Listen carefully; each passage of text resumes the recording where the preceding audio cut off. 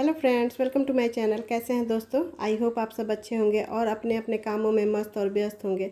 तो दोस्तों ये देखिए, ये है अपराजिता का प्लांट। अपराजित यानी कोई इसे पराजित नहीं कर सकता। जी हाँ दोस्तों, ये है अपराजिता का प्लांट और ये बहुत ही खूबसूरत प्लांट होता है। तो आज इसके बारे में बात करते हैं।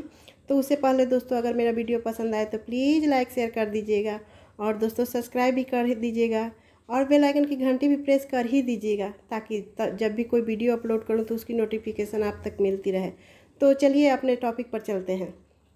तो ये देखिए कितना खूबसूरत प्लांट है और कितना खूबसूरत इसकी फ्लावर है। देखिए डबल पैटर्न का ये अपराजिता है। बहुत ही खूबसूरत प्लांट होता है और बहुत लकी प्लांट माना जाता है इसे। दोस्तों यह एक बेल यानी वाइन होती है, जो आप कहीं भी इसे चढ़ा दीजिए, जैसे रस्सी या किसी डंडे के सहारे पर, तो ये कहीं भी ऊपर तक चढ़ जाती है और किसी के सहारे कहीं भी चढ़ जाता है। तो देखिए मैंने भी ये इसे रस्सी के सहारे ऊपर तक चढ़ाने की कोशिश की है और देखिए कितने खूबसूरत से ये अपने आप चढ़ते जाता है। देखिए ऊपर तक, बहुत ऊपर तक ये चढ़ गया है।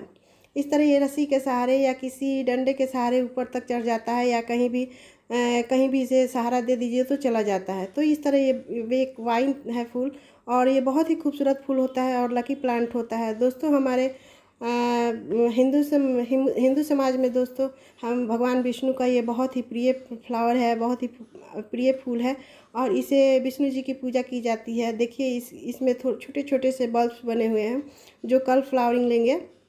तो इस तरह इसमें छोटे छोटे से फ्लावर होते हैं और ये बहुत ही शुभ प्लांट कहा जाता है। और हमारे हिसाब से तो सबके घर में होना चाहिए दोस्तों, क्योंकि ये हमारे हिंदू धर्म में इस फूल की पूजा की जाती है।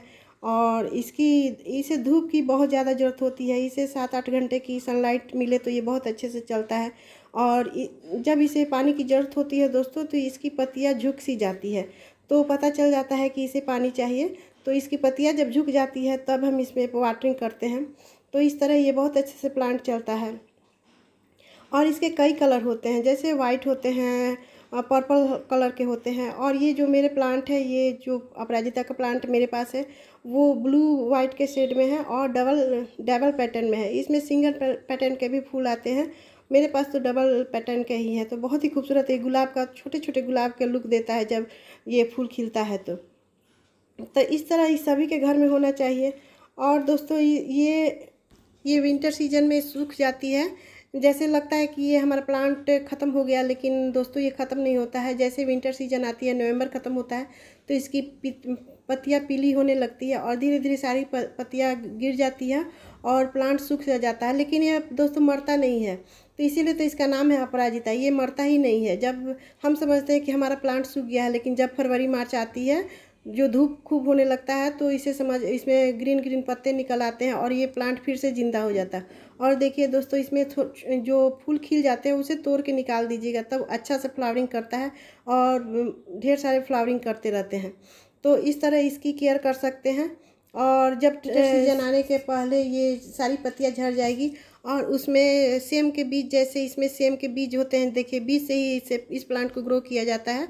तो मैं तो कभी कटिंग से नहीं लगाई हूँ। देखिए इसकी बीज है, ये तैयार हो गई है। इसमें सेम के बीज जैसी इसकी बीज निकलेगी, उसे फरवरी मार्च में ग्रो करेंगे तो इसमें से पौधे निकल आते हैं। और इसकी मिट्टी की बात करें तो दोस्तों, इसे सूखी मिट्टी चाहिए। देखिए ये हमारा मिट्टी पूरा सूख गया है और जब मिट्टी सूख जाती है तो ये पानी, तो इसकी पत्तियाँ झुक सी जाती है और ये पानी मांगता है। तो इस तरह जब पूरी मिट्टी सूख जाती है, जैसे देखिए पूरा मिट्टी सूख गया है, तो पूरी जब मिट्टी सूख जाती है तब इसमें वाटरिंग करते हैं। उससे पहले दोस्तों, जब भी पानी डालें तो गुड़ाई ज़रूर कर लें, क्योंकि पौधों को गुड़ाई करने से इसे ऑक्सीजन मिलती है और ऑक्सीजन जब हमारे प्लांट्स को मिलता है तो ये बहुत ही हेल्दी और स्वस्थ प्लांट होता है। तो इस तरह कोई भी प्लांट हो, उसे गुड़ाई ज़रूर करनी चाहिए, ताकि हमारे प्लांट्स को ऑक्सीजन मिलती रहे और ये हमेशा स्वस्थ और मस्त रहे। तो देखिए ये थोड़ा रूट बॉन्ड हो गया है, इसमें रूट ऊपर तक आ गया है। तो इसकी रिपोर्टिंग मैं करूँगी, अभी नहीं करूँगी, क्योंकि अभी नवंबर के बाद ये सूखने लगेगा। तो इसे जनवरी फरवरी में मैं इसकी रिपोर्टिंग कर दूँगी। और इसमें टाइम टू टाइम ये खाद डाल सकते हैं, कोई भी ऑर्गेनिक फर्टिलाइज़र डाल सकते हैं, लिक्विड फर्टिलाइज़र डाल सकते हैं महीने में एक बार।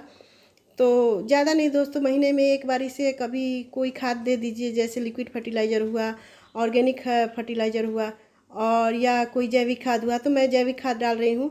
एक महीने में एक बार इसे दीजिए तो ये बहुत अच्छे से प्लांट चलता है। और इसे वाटरिंग कर दीजिए, तो इस तरह हमारा प्लांट बहुत हेल्दी और स्वस्थ बने रहता है।